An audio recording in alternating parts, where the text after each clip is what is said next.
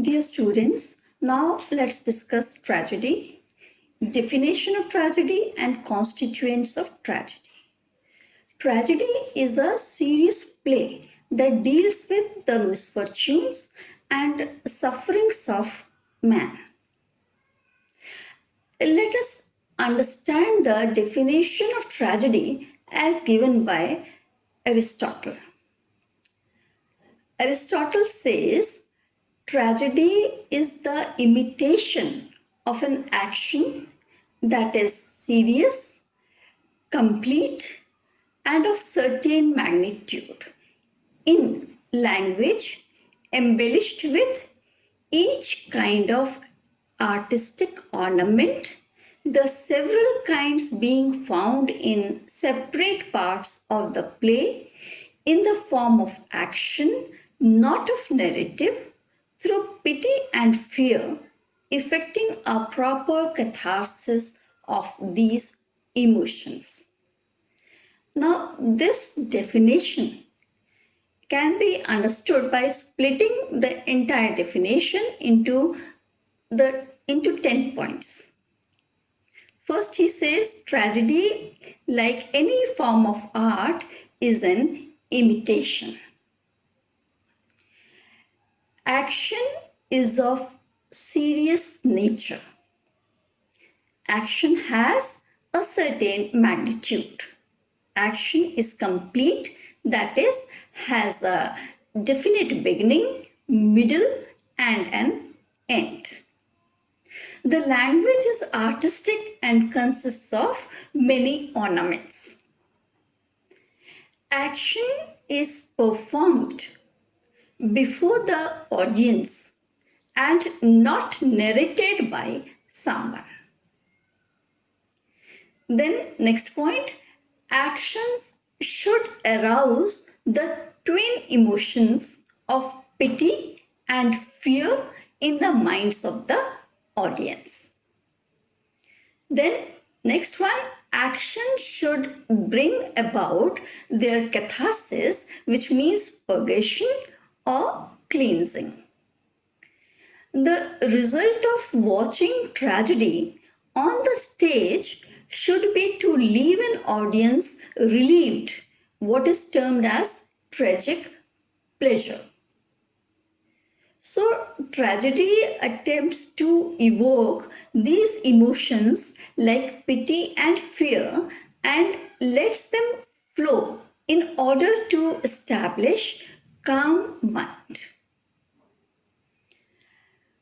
Coming to now the constituents of tragedy. Aristotle regarded tragedy as the highest form of poetry. He identified 6 constituents or elements of tragedy. They are plot, character, thought, diction, music, and spectacle. What is plot? A plot is the organization of events and incidents, episodes and situations into a coherent, convincing structure. A plot takes into account the nature of characters, the way in which the events are related to one another, and their dramatic effect. In fact, plot is more than a sequence of events. The insignificant is omitted and the significant is retained and conveyed to us by the use of realistic dialogue and action on the stage. Aristotle divides the plots of tragedies into 2 kinds. Before this, you need to understand 2 terms. Peripeteia,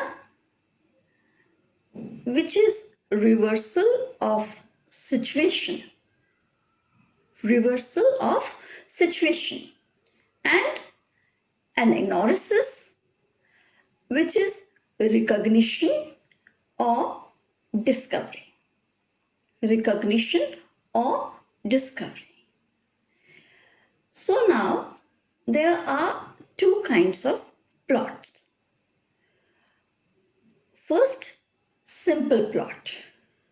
This is when the action proceeds as a continuous whole, as a unified construct of necessary and probable actions accompanied by a change of fortune.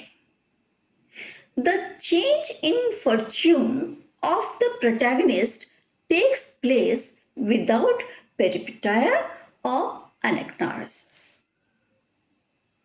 This type of simple plot introduces a character, a group of characters, and changes their fortune by introducing an action in the form of conflict or turn of events. Complex plot is accompanied by peripeteia and anagnorisis.